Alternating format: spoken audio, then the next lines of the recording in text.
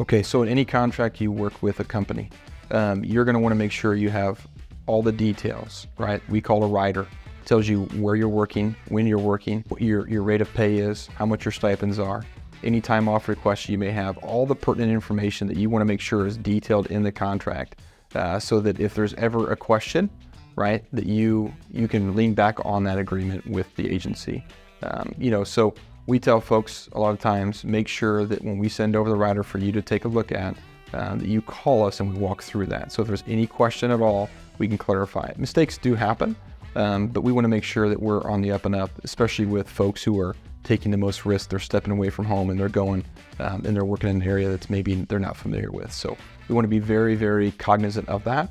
And I always tell people too that we're not trying to hide anything. I don't think most agencies are trying to hide anything in the agreements, but they want to make sure that they outline all the details of an agreement, because there's so many people that touch a contract anymore these days.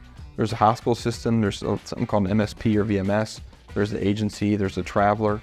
So there's a lot that goes into making sure that all the T's are crossed and I's are dotted. So we tell folks all the time, we send it over to you, take your time, review it, let's have a conversation, let's make sure there's clarity in everything in that agreement, so that you're comfortable working with us. People will say, is this really a contract or agreement, right? And it's really an SOW, statement of work, is really what it ends up being, because there are details in a contract or an SOW like this where folks should be aware that there are ways to get out of the agreements, right?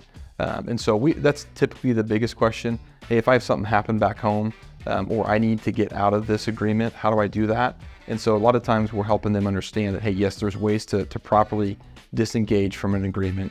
And so we want to make sure that they understand what those are. A lot of times what it ends up being is, let's just make sure we're communicating very heavily, right? At the end of the day, if there's an issue, we need to be aware of it so we can communicate that with the hospital system.